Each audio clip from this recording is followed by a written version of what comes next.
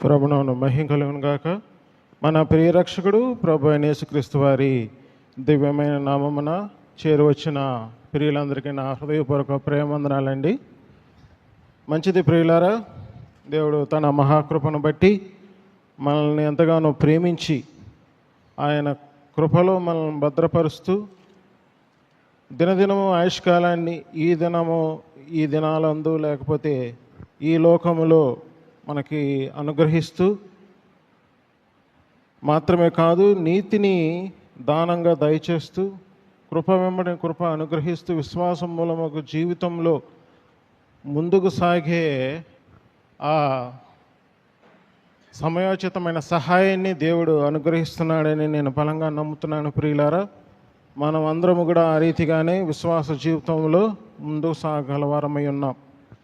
కాబట్టి మరొక శ్రేష్టమైన సమయానికి మనం చేరుకున్నాం కనుక కొంత నిమిషముల పాటు వాక్యాన్ని ధ్యానించుకొని సమయాన్ని మనం అప్పచెప్పుదాం. ప్రియులారా, ప్రకటన గ్రంథం, పరిశుద్ధ లేఖన గ్రంథం నుంచి ప్రకటన గ్రంథం, యోహాను రాసిన ప్రకటన గ్రంథం 3వ అధ్యాయం 7-8 వచనాలు. 3వ అధ్యాయం 7-8 వచనాలు. ఫిలదెల్ఫియాలో ఉన్న సంఘపు దూతకు ఇలాగు రాయము. ఫిలదెల్ఫియాలో ఉన్న సంఘపు దూతకు ఇలాగు రాయము. దావీదు తాళపు చెవి కలిగి ఎవడును వేయలేకుండా తీయవాడును, ఎవడును తీయలేకుండా వేయువాడునై వేయువాడునైనా సత్య స్వరూపియగు పరిశుద్ధుడు చెప్పు సంగతులేమనగా నీ క్రియలను నేను ఎరుగుదును, నీకున్న శక్తి కొంచెమై ఉండినను నీవు నా వాక్యమును గైకొని నా నామము ఎరుగనలేదు. ఇదిగో తలుపు నీ ఎదుట తీసి ఉంచి ఉన్నాను, దానిని ఎవడును వేయనేరడు. మరి ఒక వచన భాగం చదువుకుందాం. కొలస్సీలు రాసిన పత్రిక, అపోస్తుడైన పౌలు కొలస్సీలకు రాసిన పత్రిక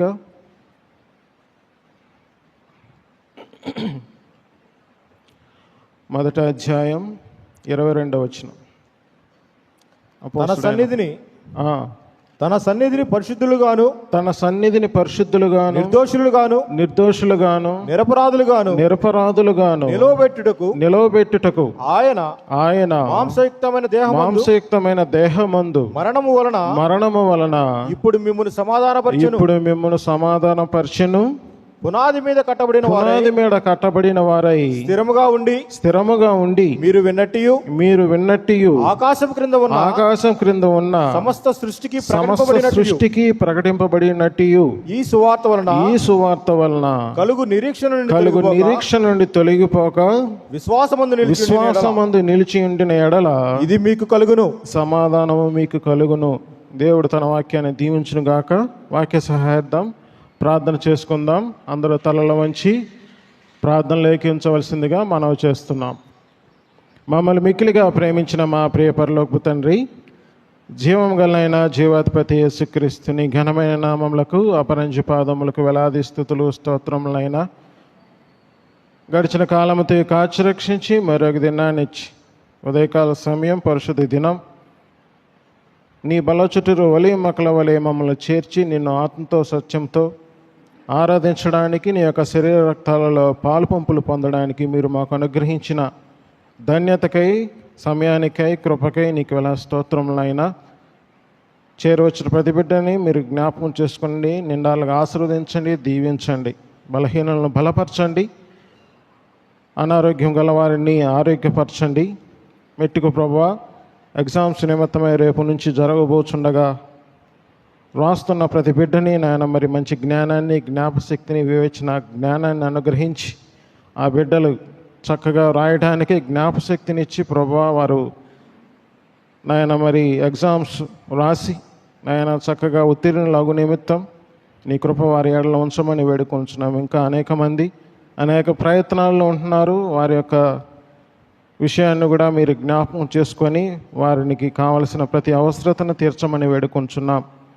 మెట్టుకు ప్రభా సంఘానికి కావలసిన సంగతులు నా ఆత్మ ద్వారా వినిపింపనయింటుండగా నాయన మరి నిలబడిన వాడు ఒట్టివాడు నాయన మరి సులువుచాటును మరుగుపరిచి వర్తమాన వాక్యాన్ని ఆత్మ ప్రభువుగా మీరే అందించమని, మీరే మహిమ ఘనత ప్రభావాలను పొందమని ప్రభనేసుక్రీస్తు నామమున అతి వినయంగా వేడి ప్రార్థన చేయుచున్నాము తండ్రి, ఆమేన్. మంచిది ప్రియులారా, గత వారం కొన్ని సంగతులు మనం సంఘము ద్వారా సంఘమును గూర్చిన సంగతులు మనము సంఘముగా కూడి వస్తున్నప్పుడు దేవుడు మనకు అనుగ్రహించు ప్రతి సంగతి కూడా అది పరలోక రాజ్యము నుంచి ఈ యొక్క సంఘము యొక్క జ్ఞానమును తొంగి చూడడానికి ప్రధానుల అధికారులు సైతం వేచి ఉంటారు. అంటే సంఘముగా మనం కూడి వస్తున్నప్పుడు దేవుడు అనుగ్రహిస్తున్న ఆధిక్యత ఎంత గొప్పదై ఉన్నదో మనం చూడాలి ప్రియులారా. అట్టి ఆధిక్యత మన యందు ఉంచాడనంటే మనమేమైనా గొప్పవారమనా, లేకపోతే మనం ఏదో గొప్ప కార్యాలు చేసేసి దేవుని మెప్పించామని మనకు ఆధిక్యత ఇచ్చాడా ప్రియులారా? మనం కేవలం మట్టివారంగా ఉండి దేవుని మహింపరచలేని స్థితిలో ఉన్నాం. ఆజ్ఞాతిక్రమమే పాపం అంటే అతిక్రమ స్థితిలో ఉన్న మానవుడు మానవుని ఆత్మలో నుంచి వేరైపోయి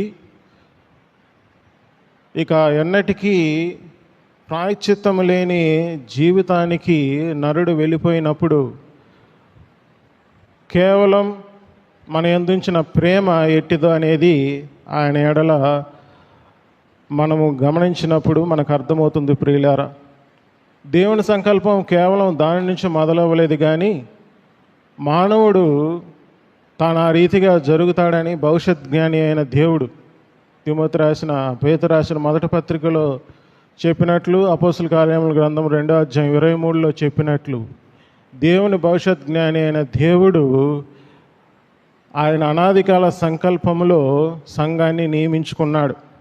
ఆ సంఘానికి ఉన్న ఆధిక్యత ఆయన ఎడల ఆయన ఉంచిన ఆ జ్ఞానాన్ని బట్టి దేవుడు మనల్ని మహింపరిచి ఉన్నాడు ప్రియులారా. మనం గత వారం చదువుకున్నాం. మనం అట్టి సంగతులన్నీ మనం నేర్చుకున్న వారం అయితే ఖచ్చితంగా బాగుగా ప్రవర్తించే వారం అవుతాం. మన జ్ఞానం ఏ పాటిది? మనుషుని జ్ఞానం ఖచ్చితంగా మన దృష్టికి గొప్ప జ్ఞానమే, కానీ ఆయన దృష్టికి వెరితనముగా ఉంది ప్రియులారా. మనుషులు యోచించే జ్ఞానం అది దేవునికి నిష్ప్రయోజనమైనదే.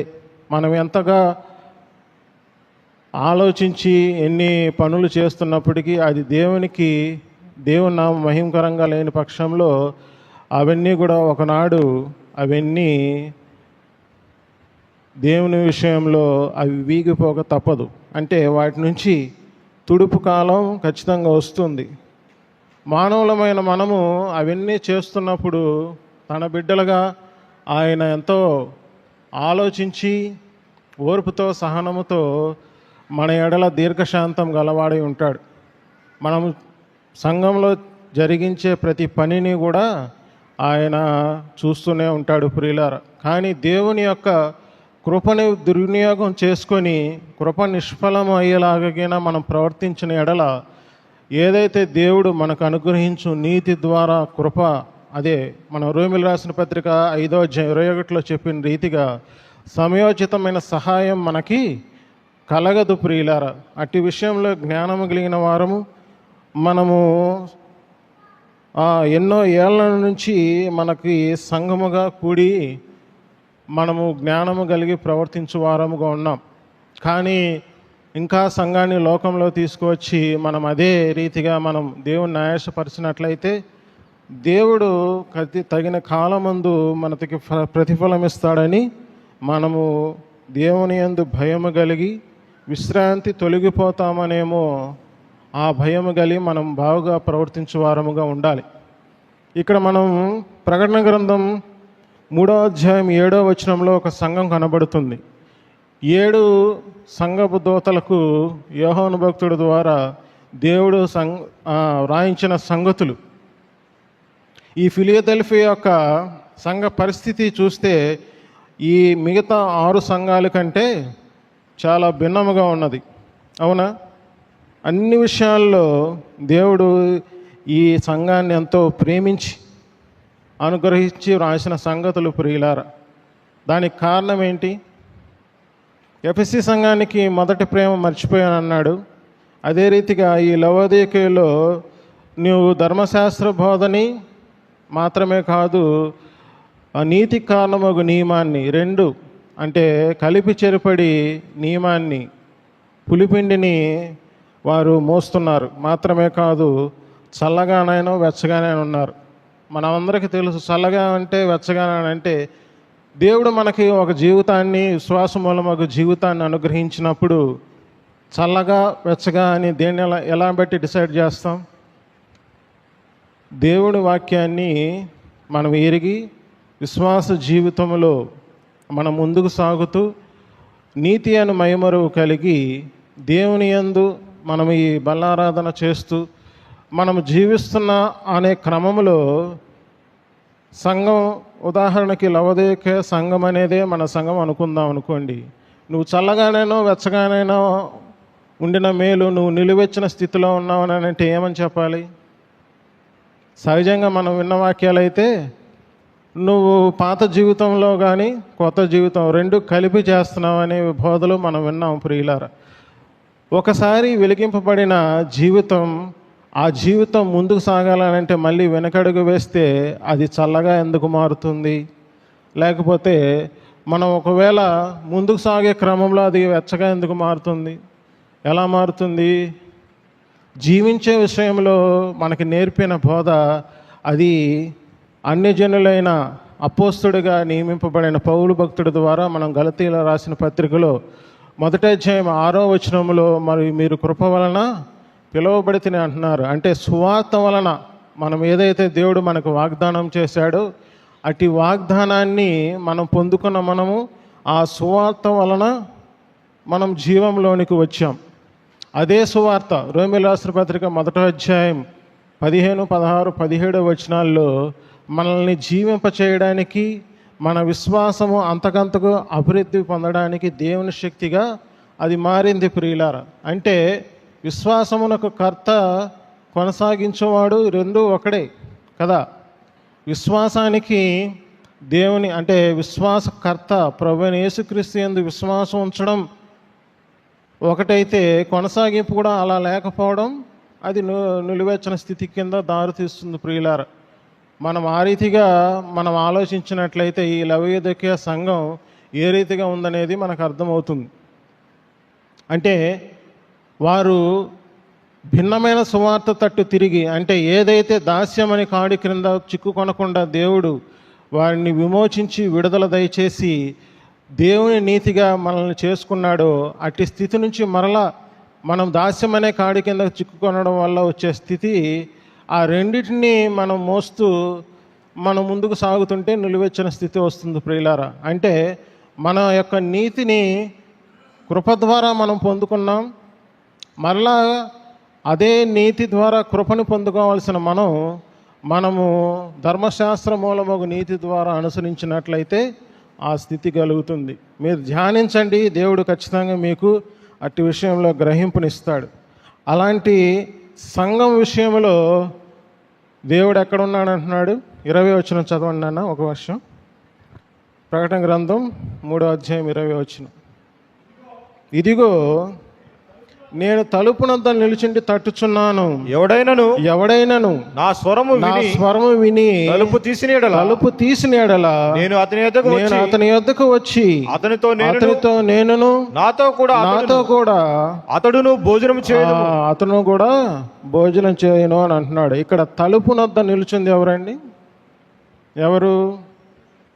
ప్రభువైన యేసుక్రీస్తు వారు. అంటే సంఘము లోపల ఉన్నాడా, యేసుక్రీస్తు బయట ఉన్నాడు? చెప్పాలి. సంఘం వెలుపల ఉన్నాడు. అంటే సంఘం వెలుపల క్రీస్తును పెట్టుకొని సంఘంలో మనం చేయవలసిన పనులు ఏ రీతిగా ఉన్నాయి? అదే మనం ఈ ఫిలదెల్ఫియా సంఘాన్ని మనం చూసినట్లయితే 8వ వచనంలో ఏం చెప్తున్నాడు చూడండి. నీ క్రియలను నెరుగదును, నీకున్న శక్తి కొంచెమే నీకున్న శక్తి కొంచెమై ఉండినను, నీవు నా వాక్యము నీవు నా గైకొని వాక్యము గైకొని నా నామం నా ఎరుగనలేదు. నామము ఎరుగనలేదు. ఇదిగో ఇదిగో తలుపు నీ ఎదుట తలుపు నీ తీసి ఎదుట తీసి ఉంచి ఉన్నాను, దానిని ఎవడును వేనేరడు. దానిని ఎవడును వేనేరడు. వేనేరడు. ప్రభువైన యేసుక్రీస్తు వారు తలుపునంత నుంచే సంఘముగా మనం ఉండాలా. ఆయన తీసి ఉంచి ఎవరు వేయలేని స్థితిలో మనకున్న శక్తి కొంచెమైనా కానీ మనం వాక్యము మేము ఎరగలేదు, మాకు వాక్యము బాగుగా మేము పరిశుద్ధాత్మ ద్వారా ఎరిగిన వారము కనుక మేము ప్రవర్తించు వారముగా ఉందామా. ఫిలదెల్ఫియా అని అంటే మీనింగ్ ఏంటో మనం తెలుసుకున్నట్లయితే, ఫిలియో అని అంటే అది ప్రేమ ప్రియులారా. ఎడల్ఫో అంటే సహోదరుడు, అంటే సహోదర ప్రేమ కలిగిన సంఘము. అది క్రీస్తు తెరిచిన సంఘము ప్రియులారా. వాకిలి ఎవరు తీశారండి? క్రీస్తు తీశాడు. ఆయన ఎవరు వేయనేరని సంఘముగా ఉంది. ఎవరున్నారు? సహోదర ప్రేమ కలిగిన సంఘము ప్రియులారా. అది సహోదరుడి ఎడల ప్రేమ మనం గత వారం విన్నాం. సమస్త పరిశుద్ధుల ఎడల విశ్వాసము అది దేనిగా ప్రకటించబడింది? ప్రేమగా ప్రకటించబడింది. అంటే దేవుని ఎడల విశ్వాసం. ఎఫెసీయులకు రాసిన పత్రిక 1వ అధ్యాయం 15వ వచనం కావచ్చు, లేకపోతే ఫిలోమోను పత్రిక 1వ అధ్యాయం 4వ వచనం కావచ్చు, కొలస్సీయులకు రాసిన పత్రిక 1వ అధ్యాయం 3-4 వచనాలు కావచ్చు. ఇక్కడ మనకి తెలుస్తున్న రెండు విషయాలు, విశ్వాసం యొక్క నిర్వచనాలు మనం గమనించినట్లయితే, దేవుని ఎడల విశ్వాసం అది మనకి భక్తి జీవితముగా, ఆ భక్తి అది నిరీక్షణతో కూడినదై ఉంది ప్రియులారా. ఆ భక్తి ద్వారా మనం విశ్వాసాన్ని అభివృద్ధి చేసుకోవాలి. ఎట్ ది సేమ్ టైం పరిశుద్ధుల ఎడల, సమస్త పరిశుద్ధుల ఎడల విశ్వాసం అది దేవుని ప్రేమగా కొలస్సీయులకు రాసిన పత్రికలో అభివర్ణించబడింది. అంటే క్రీస్తు ప్రేమని కలిగిన సంఘం, పరిశుద్ధుల ఎడల ప్రేమ కలిగిన సంఘం అది ఖచ్చితంగా విశ్వాసాన్ని ముందుకు కొనసాగిస్తుంది ప్రియులారా. ఆ సంఘములో క్రీస్తు లోపల ఉంటాడు, వారితో కూడా సహవాసం చేస్తాడు. ఆత్మప్రభు కేవలం మన హృదయంలో ఉండడం మాత్రమే కాదు, కానీ ఆయన బయటకు వచ్చి, అంటే ఆత్మ పూర్ణులుగా సంఘము నిలపబడి సంచరించే క్రమముగా మారాలి ప్రియులారా. కేవలం ఆయన డ్వెల్లింగ్ స్పిరిట్గా ఉంటే ప్రయోజనం ఏముంది? ఆయన లీడింగ్ స్పిరిట్గా కూడా ఉండాలి. మరి మనం లీడింగ్ స్పిరిట్కి అవకాశం ఇస్తున్నామా? మనకందరికీ తెలుసు, నేను మొదటి నుంచి ఆరంభం నుంచి చెప్పిన ప్రతి సంగతిని కూడా హృదయంలో ఉంచుకున్నట్లయితే అది ఖచ్చితంగా మనం ఆత్మానుసారమైన జీవితం మనకిప్పటికే అర్థమైపోయి ఉండాలి ప్రియులారా. ఇదే కింద చెప్పిన ఆ సంఘము రీతిగా, లవోదికీయలో ఉన్న సంఘము రీతిగా మనం నిలువెచ్చిన జీవితం జీవించం. మనకి మంచిగా ఉన్నప్పుడు మనకు అసలు దేవుడు గుర్తురాడు. కేవలం మనం ఏదైనా మనకు మనమే చింతల్లోకి వెళ్ళిపోయి శ్రమలు కలిగినప్పుడు ఆటోమేటిక్గా ఎవరు గుర్తు వస్తారు? కొంతమంది అయితే దేవుణ్ణి దూషించేవారు కూడా లేకపోలేరు, మాకేం చేశాడని అంటారు ప్రియులారు. అంటే వీటన్నిటికీ కారణం ఎక్కడ ఉంది? మనకి దేవుడు అనుగ్రహించిన జీవితం అది మనం స్పష్టంగా తెలుసుకోకపోవడం వల్లే ఉంది ప్రియులారా. దేవుడు మనకు అనుగ్రహించిన జీవితం అది విశ్వాసము ద్వారా ఆరంభించబడి దేని మీద కట్టబడాలి? ఇప్పుడు మనం కొలస్సీయులకు రాసిన పత్రికలో మనం చదువుకున్నట్లు, మనల్ని దేవుడు నిర్దోషులుగా నిరపరాధులుగా ఎవరు ఎదుట చేశాడు ప్రియులారా? చదవండి, కొలస్సీయులకు రాసిన పత్రిక 1వ అధ్యాయం 22వ వచనం. కొలస్సీయులకు రాసిన పత్రిక 1వ అధ్యాయం 22వ వచనం. తన సన్నిధిని పరిశుద్ధులుగాను నిర్దోషులుగాను నిరపరాధులుగాను నిలవబెట్టుటకు ఆయన మాంసయుక్తమైన దేహమందు మరణము వలన ఇప్పుడు మిమ్మును సమాధానపరచెను. ఆ సమాధానపరిచిన జీవితం పునాది మీద కట్టబడిన వారై స్థిరముగా ఉండి మీరు విన్నట్టు ఆకాశం క్రింద ఉన్న సమస్త సృష్టికి ప్రకటింపబడినట్టు ఈ సువార్త వలన కలుగు నిరీక్షణ నుండి నిరీక్షణ నుండి తొలగిపోక విశ్వాసమందు విశ్వాసమందు నిలిచి ఉండిన ఎడల ఇది మీకు కలుగును. ఇది మీకు కలుగును అంటే సమాధానము కలుగును. అల్టిమేట్గా దేవుడు మనల్ని అంతకుముందు పరజనులముగా ఉన్నాం. ఎఫెసీయులకు రాసిన పత్రిక 1వ అధ్యాయంలో మనం గమనించినట్లయితే మనం పరజనులం, ఆయన ప్రజగా చేసుకున్నాం. ఆయన ఒక్క పురుషుడిగా ఉండడానికి ఉభయుల మధ్య అంటే గ్రీసు దేశస్థులకి అన్యుల మధ్య యూదుల మధ్య ఉన్న ఆ గోడ విధిరోకపోయిన ఆజ్ఞలు గల ధర్మశాస్త్రాన్ని పడగొట్టి దేవుడు ఉభయుల్ని ఏకం చేసి ఒక సొంత లేకపోతే నూతన పురుషునిగా చేశాడు. ప్రియులారా, అట్టి స్థితి కలిగిన వారు కొరింథీయులకు రాసిన 2వ పత్రిక 5వ అధ్యాయం 17వ వచనంలో నూతన సృష్టి అని చేసిన దేవుడు దాని తర్వాత వచనాలు మనం గమనించినట్లయితే దేవుడు సమాధానకర్తగా ఉండి మనల్ని సమాధానపరిచాడు. అంటే దేవునికి మనకి సమాధాన స్థితిని, ఆత్మానుసారమైన నవీన స్థితిని దేవుడు కలగజేశాడు. రోమీయులకు రాసిన పత్రిక 7వ అధ్యాయం 6వ వచనంలో విశ్వాసిని జీవితం అది ఆత్మానుసారమైన నవీన స్థితి. దానినే రోమీయులకు రాసిన పత్రిక 5వ అధ్యాయం 11వ వచనంలో సమాధాన స్థితి అంటున్నాడు. అదే మనం దేవుడు మనకు అనుగ్రహించిన ఆ స్థితి అది దేని మూలంగా కలిగిందని అంటే అదే కొరింథీయులకు రాసిన పత్రిక 2వ పత్రిక 5వ అధ్యాయం 21వ వచనంలోని మనల్ని దేవుని నీతిగా దేవుడు చేసుకున్నాడు. ప్రియులారా, అంటే మనకు దేవుడు అనుగ్రహించిన నీతి అది విశ్వాస మూలమగు నీత, ధర్మశాస్త్ర మూలమగు నీత చెప్పండి. లవోదికయ సంఘములో ఆ రెండు ఉన్నాయి కనుకనే స్వరం ఆగిపోయింది. ప్రియులారా, ఎప్పుడైతే విశ్వాస మూలమగు నీతికి కారణమగు దేవుని ప్రేమ వారు నేర్చుకున్నారో ఆ వాక్యం తన శక్తి కొంచెమైనా వాక్యం ఎరుగననలేదు వాళ్ళు. మనం ఏం చేస్తున్నాం? వాక్యాన్ని ఎరిగే వారంగా ఉన్నామా లేదా? దేవుడు మనకు అనుగ్రహించిన స్థితి అది సమాధాన స్థితి. నిర్దోషులను నిరపరాధులుగా తండ్రి ఎదుట నిలబెట్టాడు అని అంటే మనము తండ్రి ఎదుట దేవుని నీతిగా చేసుకున్నాడు దేవుడు. అదే రీతిగా సంఘము కుమారులుగా దేవుడు ఆ హెబ్రీయులకు రాసిన పత్రిక 2వ అధ్యాయం 10వ వచనంలో కుమారులుగా హెచ్చించిన దేవుడు ప్రతి ఒక్క కుమారుడిని ఏ రీతిగా చూస్తున్నాడనండి? ఏ రీతిగా చూస్తున్నాడు? కొలస్సీయులకు రాసిన పత్రిక 1వ అధ్యాయం 1వ వచనం చూద్దామా? ఆయన యందు విశ్వాసం ఉంచిన వారు దేవుడు ఏ రీతిగా చూస్తున్నాడు? కొలస్సీయులకు రాసిన పత్రిక 1వ అధ్యాయం 1వ వచనం. కొలస్సీలో ఉన్న పరిశుద్ధులకు అనగా క్రీస్తునందు విశ్వాసులైన సహోదరులకు. ఇప్పుడు కొలస్సీలో ఉన్న పరిశుద్ధులు అంటే క్రీస్తు ఎదుట మనల్ని నిరపరాధులుగా అపనిందులుగా కాకుండా దేవుడు మనల్ని అనిందులుగా చేసి ధైర్యముగా దేవుని నీతిగా నిలబెట్టాడంటే మనం ఖచ్చితంగా పరిశుద్ధత కలిగిన వారమే. పరిశుద్ధులుగా ఉండడానికి పిలగవారి మనం ఏ రీతిగా అనగా క్రీస్తునందు విశ్వాసులైన సహోదరులు.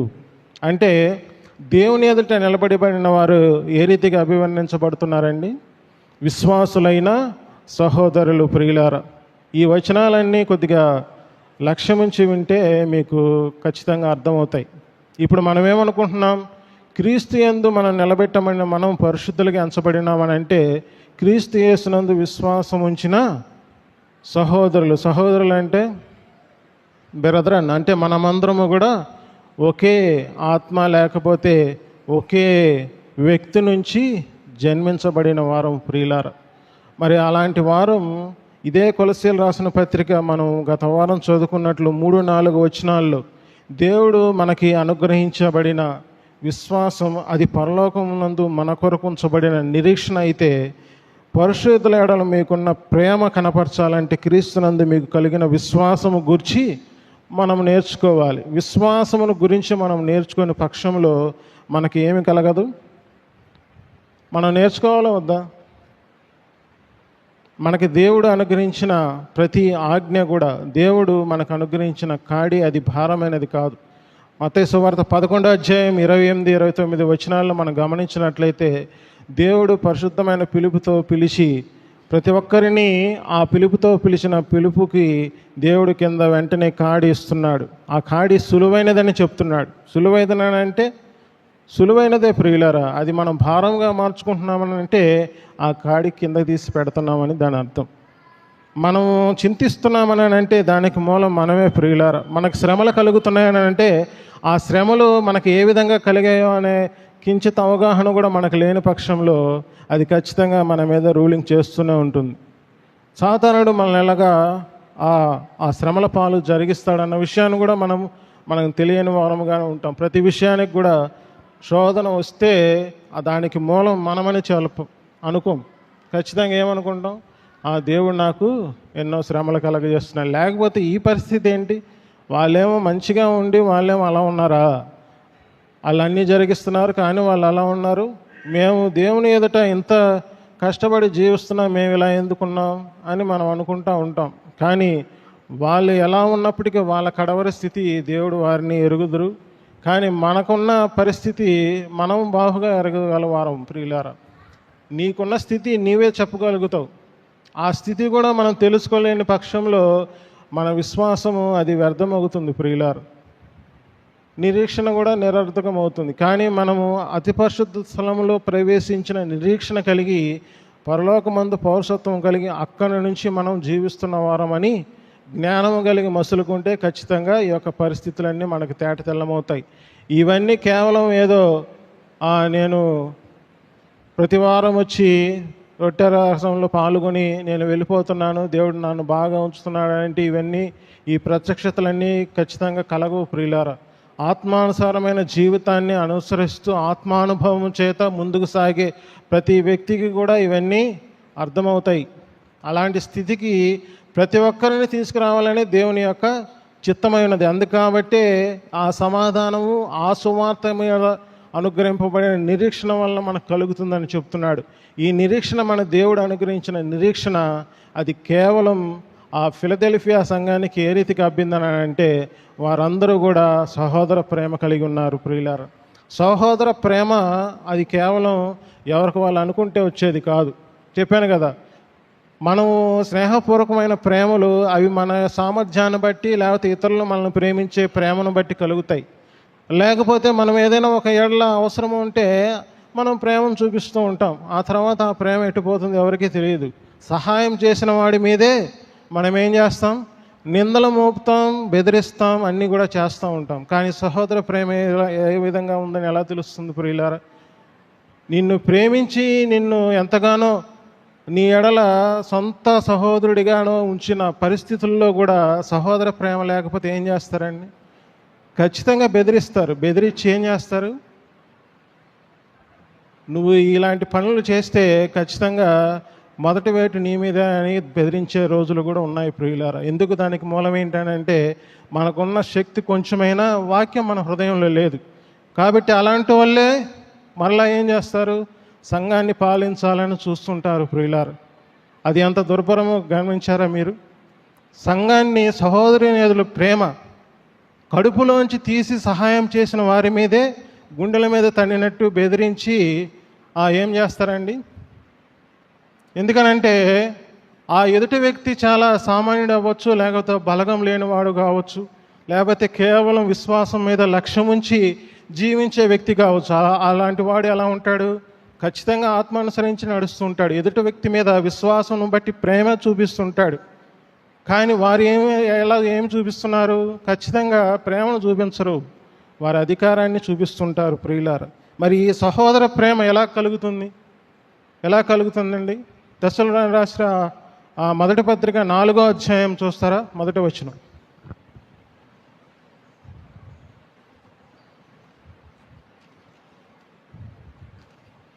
తెస్సలోనికీయులకు రాసిన మొదటి పత్రిక 4వ అధ్యాయం మొదటి వచనం చదువుతారా?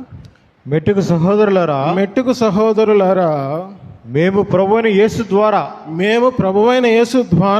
మీకిచ్చిన ఆజ్ఞను మీరు ఎరుగుదురు. కాగా మీరెలాగ నడుచుకొని దేవుని సంతోషపరచవలెను మా వలన ఏం నేర్చుకోవాలి? నేర్చుకుంటే ఏమి కలుగుతుంది? మనము విశ్వాసం బట్టి విశ్వాస జీవితంలో ముందుకు నడపబడుతూ దేవుని ఏర్పాటు కలిగి ఉపదేశించే ప్రతి ఉపదేశకుడు కావచ్చు, కృప విషయమైన ఏర్పాటు ఎరిగి సంఘ గృహ నిర్వాహకుడైనా కావచ్చు, లేని పక్షంలో సంఘ సేవకుడైనా కావచ్చు. ఇక్కడ పౌలు భక్తుడు ఆయన దేవుడు ఏర్పరిచిన అపోస్తులుడు, ఏమాత్రం మనుషుల వలనైనా కానీ లేకపోతే వేరే ఇతర వలనైనా సేవకుడు కాదు ప్రియులారా. మరి అలాంటి సేవకుడు ఏం నేర్పాడు? వారికి ఒక ఆజ్ఞ ఇచ్చాడు. ఏమిచ్చాడు? మన 3వ అధ్యాయం చివరి 2 వచనాలు మనం గమనించినట్లయితే, సమయం చాలదు, పరిశుద్ధత అంటే స్థితిని బట్టి మీరు పరిశుద్ధులై ఉండడి అనే ఆజ్ఞతో పాటు ప్రేమలో అభివృద్ధి పొందమని ఇచ్చాడు. అల్టిమేట్గా మనకు కావాల్సింది, మనం కొలసీలు రాసిన పత్రికలో చదువుకున్న, కొరింథీలు రాసిన మొదటి పత్రిక 13వ అధ్యాయం 13లో చదువుకున్న, మన ఎడల ఉంచాల్సిన అల్టిమేట్గా మనకి ప్రేమ కలిగిన వారమైతేనే అన్ని విషయాల్లో మనం ముందున్న వారం అవుతాం.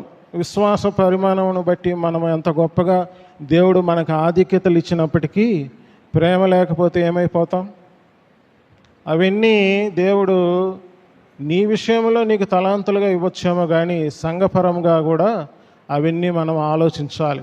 సంఘముగా కూడి వచ్చినప్పుడు సంఘముగా శరీరముగానే చూడాలి, అవయవాలన్నీ ఒకటిగానే చూడాలి. కానీ ఏ ఒక్కటి కూడా నేను అజమాయిషి చేస్తానంటే శరీరము శిరస్సుగా క్రీస్తున్నాడు అన్న విషయాన్ని మనం మర్చిపోకూడదు ప్రియులారా. అలా మర్చిపోయి ప్రవర్తిస్తున్నామని అంటే మనం నేర్చుకోలేదని అర్థం. వాక్యం మనం ఎరుగమనంటే ఉన్నామని దాని అర్థం. అప్పుడు క్రీస్తు మనలో పనిచేయడు. క్రీస్తు వల్ల ప్రయోజనం ఏదైతే గలతీయులకు రాసిన పత్రిక 5వ అధ్యాయం 2-3 వచనాల్లో మనం చూస్తామో, క్రీస్తు వలన ప్రయోజనం మనకు కలగదు ప్రియులారా. కాబట్టి మనం క్రీస్తు వలన ప్రయోజనం పొందాలని అంటే దేవుడు మనకి అనుగ్రహించిన ఈ లోకంలో ఆస్తి కావచ్చు, లేకపోతే అధికారం కావచ్చు, సంఘంలో పరిపతి కావచ్చు, ఇవన్నీ దేవుడు చూసినట్లయితే పాములను ఎన్నుకున్నాడు. ఎవరిని ఎన్నుకున్నాడు? విద్య లేని పాములని ప్రధాన పెద్దలుగా ఎన్నుకున్నాడండి అలనాడు. ఎన్నుకున్న పెద్దలు ఏ రీతిగా ఉండాలని మనకందరికి బాహాటంగానే తెలుసు. నేను గత వారం నుంచి కూడా సంఘము తెలుసుకోవడం వలనని ఖచ్చితంగా నేను పోస్టులు పెడుతూనే ఉన్నాను ప్రియులారా. కానీ దాన్ని మనం వ్యతిరేకించి వక్రీకరించి నాకు నేనుగా మలుచుకుంటే దేవుని ఏర్పాటు అనేది, లేకపోతే దేవుని యొక్క మాట అనేది మారదు కదా. ఆ విషయాన్ని సంఘం ఖచ్చితంగా బాహుగా ఎరుగును ప్రియులారా. మనం ఈ యొక్క దేవుని ఆజ్ఞను మనం ఎరిగి దేవుని సంతోషపరచాలంటే మనం ఆయన వలన నేర్చుకునే సంగతి ఏంటి? 9వ వచనం, తెస్సలోనికీయులకు రాసిన మొదటి పత్రిక 3వ అధ్యాయం 9వ వచనం ప్రియులారా. మీ యొద్ద మాకెట్టి ప్రవేశం కలిగినో 4:9 అన్న, క్షమించండి, 4:9. తెస్సలోనికీయులకు రాసిన మొదటి పత్రిక 4వ అధ్యాయం 9వ వచనం, సహోదర ప్రేమను గూర్చి మీకు రాయనక్కరలేదు, మీరు ఒకరినొకడు ప్రేమించుటకు దేవుని చేతనే నేర్పబడితిరి. తెస్సలోనికీయులకు రాసిన పత్రికలో మనం ఖచ్చితంగా తెలుసుకున్న సంగతి ఏంటంటే, వారికి నిరీక్షణ, వారి యందున్నవారు కాలం చేసి వెళ్ళిపోయిన తర్వాత వారికి నిరీక్షణ లేకుండా పోయింది. ఏ రీతిగా అయితే యోహాను భక్తుడు తన యొక్క పత్రికలు కావచ్చు, సువార్తల్లో కావచ్చు, ప్రకటన గ్రంథంలో కావచ్చు, తన యొక్క సువార్తలో ఆయన విశ్వాసాన్ని తెలిపాడు. తన యొక్క పత్రికల్లో దేవుని ప్రేమ ఎట్టిదో తెలిపాడు. ప్రకటన గ్రంథంలో నిరీక్షణ గురించి తెలిపాడు. కాబట్టి కొలసీలు రాసిన పత్రిక ఆధారం చేసుకొని మనము కొరింథీయులకు రాసిన పత్రిక 13వ అధ్యాయం 13వ వచనంలో క్రమాన్ని కాకుండా మనకి విశ్వాస క్రమాన్ని దేవుడు అనుగ్రహించిన క్రమం మొదట అది నిరీక్షణతోనే ప్రారంభమైంది ప్రియులారా. కాబట్టి మొదట నిరీక్షణ, తర్వాత విశ్వాసం, తర్వాత సహోదర ప్రేమ ఉంది. ఈ సహోదర ప్రేమ వాళ్ళు బాగా ఎరుగుదురు. తెస్సలోనికీయులకు రాసిన పత్రికలో వాళ్ళని ఆ విషయంలోనే వాళ్ళు ఏం చేశారు? దేవుడు వారికి ఏదైతే దేవుడు ఆజ్ఞగా అనుగ్రహించాడో ఆ ఆజ్ఞను వారు తూచా తప్పకుండా పాటిస్తూ దేవుని విషయంలో సంతోషం కలిగి వాళ్ళు సహోదర ప్రేమ నేర్చుకున్నవారు. మరి మనం ఎంతవరకు సహోదర ప్రేమ, మనకి 40 సంవత్సరాలు అయింది, సహోదర ప్రేమ మన సంఘంలో ఉంటే ఇలాంటి పరిస్థితి మనకి అనుగ్రహింపబడదేమో. మరి మనకు మనం ఆలోచించుకోవాల్సిన పరిస్థితులు ఉన్నాయి. సంఘము, సార్వత్రిక సంఘము ఖచ్చితంగా ప్రేమ లేనిదైతే, దేవుని ప్రేమ ఎరగని పక్షంలో మనం విశ్వాసంను బట్టి ప్రేమించే ప్రేమలో ఖచ్చితంగా విఫలం అవుతాం ప్రియులారా. దేవుణ్ణి ఎక్కువగా తెలుసుకునే క్రమములో మనకి అనుగ్రహింపబడిన స్థితి అది ఎలాంటిది అనేది మనం ఖచ్చితంగా నేర్చుకోవాలి. దేవుని ఎడల మనకున్న విశ్వాసం అది భక్తి అని మనం చెప్తున్నాం. సహోదరుల ఎడల విశ్వాసం అది ప్రేమ అని చెప్తున్నప్పుడు ఆ ప్రేమ అనేది మనం నేర్చుకోవాలి ప్రియులారా. నేర్చుకోకపోతే అది రాదు. అదేదో మనకి గ్రాంట్ అనుకుంటున్నారు. విశ్వాసం మూలమగు జీవితం, నిర్మలమైన మనస్సాక్షి కలిగించే జీవితం, అది స్వాస్థ్యాన్ని కలిగించే జీవితం ఏ రీతిగా గ్రాంట్ కాదు, అదే రీతిగా మనం ప్రేమ నేర్చుకోకపోతే అది గ్రాంట్ కాదు ప్రియులారా. ఎందుకనంటే ఎప్పుడు కూడా మనస్సాక్షి విషయంలో మనం నిర్దోషం కలిగి ఉంటాము. అప్పుడు ఖచ్చితంగా సహోదరుల విశ్వాసం కూడా ఖచ్చితంగా అభివృద్ధి పొందుతాం ప్రియులారా. అట్టి దేవుని ప్రేమ యందు మనము వేరుపారాలని అదే పౌలు భక్తుడు చెప్తున్నాడు. ఆ విషయాన్ని మనం చూద్దాం. ఎఫెసీయులకు రాసిన పత్రిక 3వ అధ్యాయం 18వ వచనం, 15-18 వచనాలు కలిసి ఉన్నాయి. మీరు అంతరంగ పురుషుని యందు శక్తి కలిగి ఆయన ఆత్మ వల్ల బలపరచబడినట్లుగాను క్రీస్తు మీ హృదయములలో విశ్వాసం ద్వారా నివసించినట్లుగాను తన మహిమైశ్వర్యము చొప్పున మీకు దయచేయవలననియు మీరు దేవుని సంపూర్ణత యందును పూర్ణులగునట్లుగా ప్రేమ యందు వేరుపారి. దేని యందు వేరుపారాడండి? ప్రేమ యందు వేరుపారాలి. కొలస్సీయులకు రాసిన పత్రిక 2వ అధ్యాయంలో మనం ఏదైతే విశ్వాసాన్ని అనుసరించామో ఆ పునాది గలమై ఆ పునాది యందు వేరుపారాలంటున్నాడు. అని అంటే మనకి అల్టిమేట్గా మన విశ్వాసాన్ని ఇక్కడ మనకి దేవుడు ఏమని చెప్తున్నాడు? మరలా ప్రేమ యందు వేరుపారాడాలంటున్నాడు. మనకి ప్రేమ యందు వేరు పారని పక్షంలో మనకి ప్రేమ ఎలాగా ఫలాన్ని పొందుతాం? వేరు పారితే ఫలాలు వస్తాయి. ఆత్మఫలం ఏంటమ్మా? మొదటి ఆత్మఫలం ఏమనగా ప్రేమ.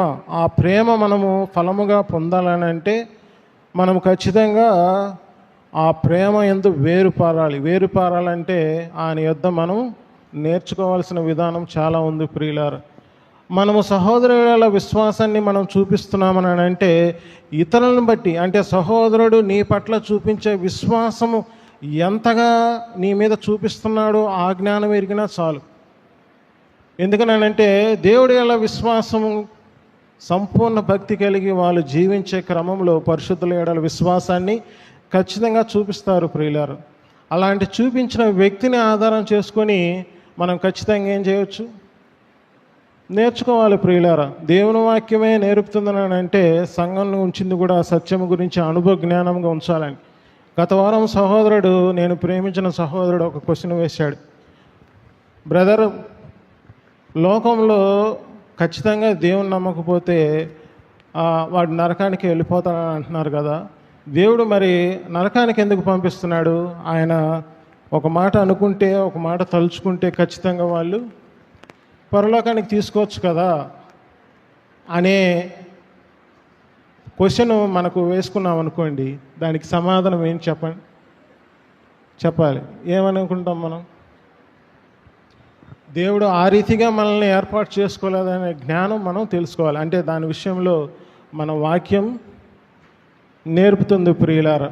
కాబట్టి మనము ఆ విషయంలో గ్రహింపగలిగిన వారముగా ఉంటే దేవుని వాక్యమే మనకి ఖచ్చితంగా నేర్పుతుందన్న విషయాన్ని మనం బాగా ఎరిగిన వారు. అలాంటి విషయాలు మనం ప్రేమ యందు కూడా మనం వేరుపడాలంటే మనం ఖచ్చితంగా ఆ ప్రేమ అంటే నీటి కాలువల ఏరన నాటబడిన మొక్క ఏ రీతిగా ఫలం పొందుతుందో ఆ రీతిగా మనం ప్రభు విషయంలో లేకపోతే దేవుని వాక్యం విషయంలో ఎరుగుతామా అన్నట్టుగా మనం ఉంటే మనం వేరుపాడతాము. ఆటోమేటిక్గా మనం ఫలిస్తాం ప్రియులారా. అప్పుడు మన ముందు అసలు ఎటువంటి తలుపులు కూడా దేవుడు వేయడు. వారిని చక్కగా ఏదైతే మందను కాసే మంద కాపరి ఏ రీతిగా చేస్తాడు, అవి బాగుగా బయటికి వెళ్తూ ఉంటాయి, వస్తూ ఉంటాయి, చక్కగా అవి ఏమవుతూ ఉంటాయమ్మా, అభివృద్ధి పొందుతూ ఉంటాయి ప్రియులారు. మరి అలాంటి స్థితి కాకుండా మనం హెహెచ్కేల గ్రంథంలో 34వ అధ్యాయంలో చెప్పిన రీతిగా మన కాపురులు అలా ఉంటే మరి ఎలాగా చూస్తారా? హెహెచ్కేల గ్రంథం 34వ అధ్యాయం మొదటి 2 వచనాలు చదువుదామా? హెహెచ్కేల గ్రంథం 34వ అధ్యాయం మొదటి 2 వచనాలు. నేను ముగిస్తాను ప్రియులారు. మరియు యెహోవా వాక్కు నాకు ప్రత్యక్షమై, యెహోవా తనకు ప్రత్యక్షమై ఇలాగ సెలవిచ్చెను, నరపుత్రుడా, ఇశ్రాయేలీయుల కాపరులను గూర్చి ఈ మాట ప్రవచింపుము.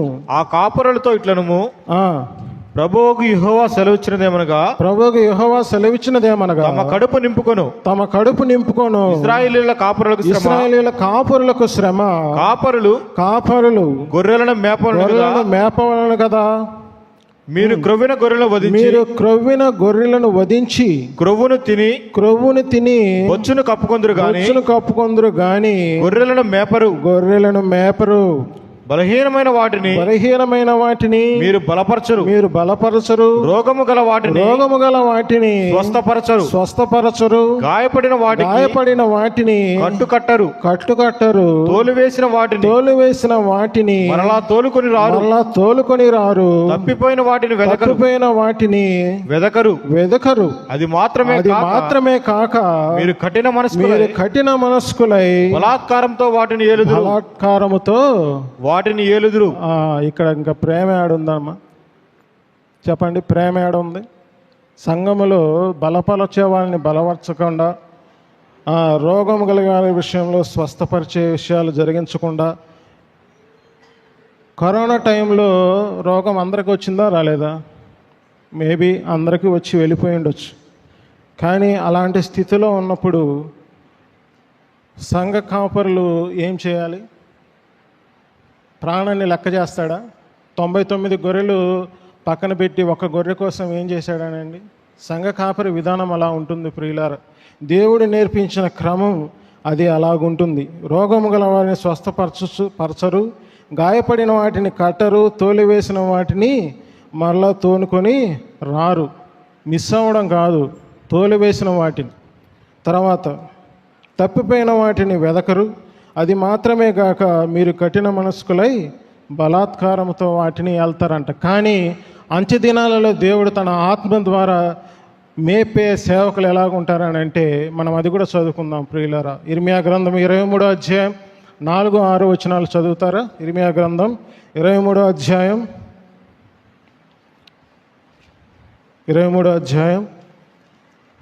మొదట 4వ వచనం. 4వ వచనం, 23వ అధ్యాయం 4వ వచనం. నేను వాటి మీద కాపరులను నియమించదను. ఇక మీదట అవి భయపడకుండాను బెదిరిపోకుండాను వాటిలో ఒకటైనను తప్పిపోకుండాను వీరు నా గొర్రెలను మేపెదరు. ఎవరు గొర్రెలండి? ఎవరు గొర్రెలు ఇవి? నా గొర్రెలు అంటున్నానంటే ఎవరు గొర్రెలు చెప్పాలి? ఎవరు గొర్రెలు? మేపెదరు. 6వ వచనం చదవండి.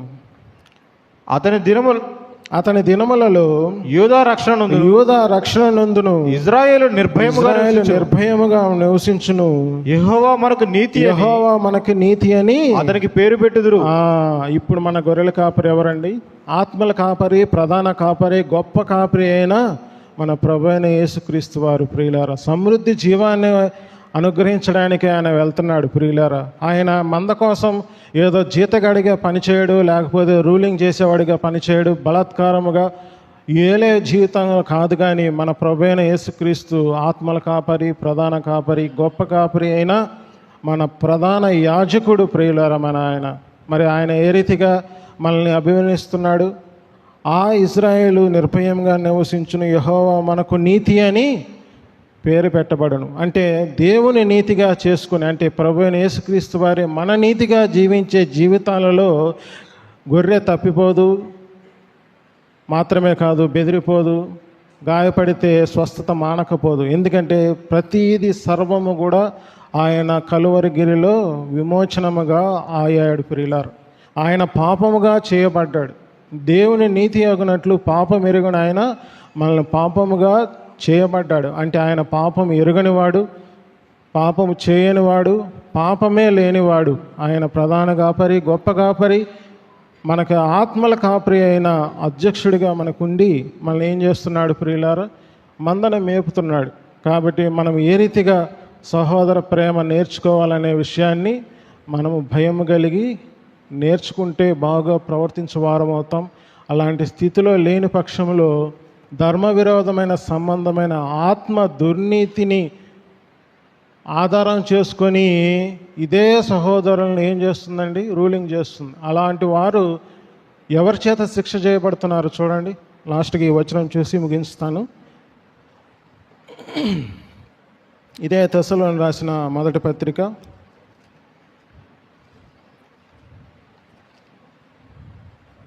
2వ పత్రిక, ప్రియులారా క్షమించండి, 2వ పత్రిక 2వ అధ్యాయం 7వ వచనం.